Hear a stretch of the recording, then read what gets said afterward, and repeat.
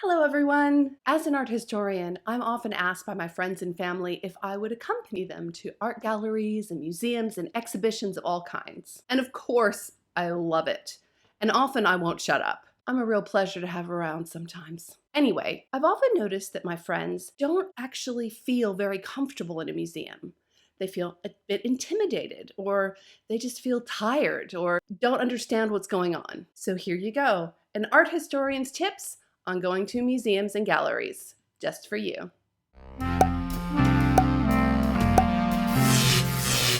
By the way, I'm Nancy Langham Hooper, PhD, art historian, and cultural enthusiast, ready to use the great art of the world to help you out. If you like this video, subscribe to my channel, and you'll like even more of them. Also, remember to ding the notification bell, or is it smash it, or crush it? I'm not a very good YouTuber, am I? Anyway, that means that you'll be notified every time I upload a new video, which is every Friday.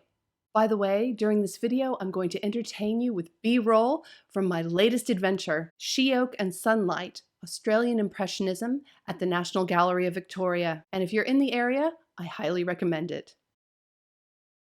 My first tip is very important, and it's that you belong in a museum. It doesn't matter your age, your class, your education level, your race, your sexual orientation. There is something for you in our public museums and galleries. Something that will speak to you, move you with its beauty, or just make you laugh. And remember, you don't have to know anything about art to set foot in a museum or gallery. Just your presence is required. And sometimes, not even that. Having said that, my next tip is that you should understand the etiquette required in museums and galleries. And this basically centers around keeping the collection safe and keeping everybody happy.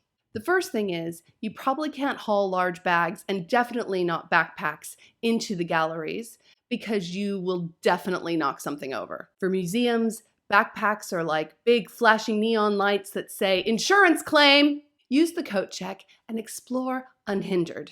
You can usually take pictures in museums and galleries, and I covered picture taking in my last video on how to look at art, which I will link to here. Maybe I'll link it here. Who knows? Now, selfie sticks. You've got to be careful with those because, again, they are destruction-wielding machines. I would ask the museum guard first. Now, this usually isn't a problem in the era of smartphones, but for the love of all that is holy, do not use the flash on your camera. It's so bad. It's so bad for most types of paints. It's horrible for fabrics. It can really ruin delicate artworks. I mean, why do you think the Mona Lisa is built out like Fort Knox? Because nobody will stop taking flash pictures at it. And if they didn't have it protected, then it would be one washed out 1960s photo by now. Also in the absolutely not category is touching the art. Also, having said that, make sure you don't get too close to the work of art, even if you're not touching it. Putting your face or your hands, within this or this distance, often that is enough to damage a work of art as well. And you might not think your breath is that destructive, but you times 1,000, yeah, that's destructive. My next tip is that you can't see everything. Do not try to see every single work. Whether you're in a small gallery or a large museum, don't even attempt it. If you try to see everything, you will not remember anything. I love art history, I love museums, but even I have basically a 2-hour limit. If I get like some good cake in between those hours. And that leads me directly onto my next tip, scan the room. When you enter an exhibition, walk in and look around. See how the exhibition is laid out. Often each room will have a theme or one type of art that they're showcasing. See what the curators have put next to each other. The placement of the art tells a story too. So now that you've scanned the room, see what catches your eye and walk over to that thing, even if it's on the other side of the room. The biggest mistake people make at galleries is they start near the door at the first work of art, and then they move along the wall to the next one, to the next one, to the next one. And that is a surefire way to burn yourself out. Think of your attention as precious and limited, and you only want to spend it on things that really interest you, or else you're going to end up cross-eyed and brain-fogged. So now that you have the layout of the room and you kind of see what is going where and what the theme is, maybe you cross the room because you see a particular work of art that catches your eye, and you spend more time with that art. And if you might feel guilty about not seeing something or skipping a whole wall or even a whole room of art, don't feel guilty. Remember the previous tip? You cannot see everything, so do not try. My next tip is that you can go alone, or I encourage you to go alone. It's perfectly fine and actually really lovely to be very selfish and go on your own. You can focus on your own thoughts, your own reactions. You can take your time. It's really wonderful and indulgent. Now, if you do have friends with you, don't fret. You do not need to look at everything they're looking at while they're looking at it. My own personal rule of thumb is I like to stay in the same room as my friends. Remember to enjoy your experience with them, but you guys don't have to be looking at the same thing all the time. That's another way to get really attention fatigued. Following on from that is my next tip, which is go little, go often.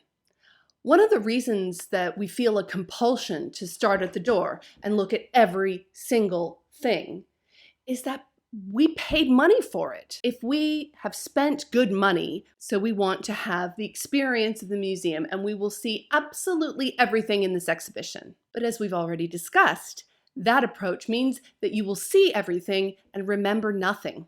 So if you can, I would really recommend going little and often. If the museum is free, fantastic. Pop in and out, 5-10 minutes. If it's an exhibition that you have to pay for, maybe you can get a season ticket so you can go for half an hour at a time. Or if it's a permanent collection at a gallery or museum that isn't free, consider joining the museum and becoming a member. That way, you can come whenever you like, stay until you're tired, you can come back any other day. The idea is not to let the money you spent dictate how many works of art you see, because it doesn't work well that way.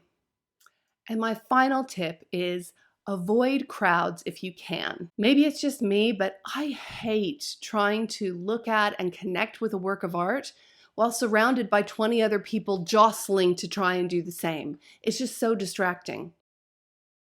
So one of the things you can do is go to places where there are fewer people. For instance, if there's a blockbuster exhibition on, probably nobody's going to be visiting the permanent collection of the museum, where you can have a nice, quiet stroll around the art and plenty of room to think and contemplate. If you want to go to a particularly popular museum or a particularly popular exhibition and there's no way to avoid the crowd really, there are some things you can do. Go early or late to avoid the big midday crowds. Try to go on the weekdays rather than the weekends if you can. And if all else fails and you show up and the place is packed, you can always go backwards. This is a technique that uses people's tendency to use up all of their attention at the beginning of an exhibition rather than the end. So if you start at the end and work your way back, you're going to be dealing with less crowds for most of it, because most people by the end are so tired, they're not spending as long. Whereas in that first room, most people are spending lots more time on each work of art than they do in the last room. The only downside to that is that you won't get the curator's vision for how the exhibition progresses. But if you can kind of take in each room as you go, you can kind of see the narrative flow of the exhibition. Well, I hope that's helped you out. If you have any top tips, put them in the comments below. We want to know. Also, let me know how you went with these and if they enhanced your museum going experience. Okay, everyone, have a great week. Deep breath. You got this. I'll see you next time.